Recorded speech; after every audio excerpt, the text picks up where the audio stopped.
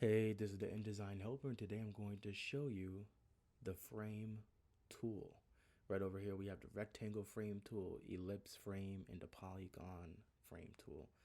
You could get to the rectangle by using F, and if you wanted the other ones, all you have to do is click and hold, and you'll see the other options.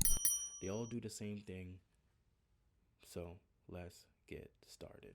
Now, why would you need to use this? You use this when you're having images. You use this whenever you have a text next to an image, you have different images and graphics around, and you want to be as organized as possible. You use the frame tool when you want to have an image, but you don't want to put the image in yet, and once you're ready, all you have to do is drag it in. It's more for organization purposes because you could even use the regular rectangle tool. But I'm going to show you how to use this. You'll know the difference when we have this X, as you can see. So you'll always see an X. That means it's the frame tool and is meant to have an image. If we were to use the regular rectangle tool, you'll notice that there is no X. It's just a stroke if we have one and a fill if we have one. And you could use this shape tool for the image, but for organization purposes and to make sure your layout is organized, we always use the frame tool. Now, how do we get an image in here? Well, we could easily just right click, look at our options, and as you could see, we go all the way here at the top and we click paste in place if you have it. Usually what I do is I go here to my images, wherever my image is, then I drag it onto the square and I let go. And that's it. That's all you have to do.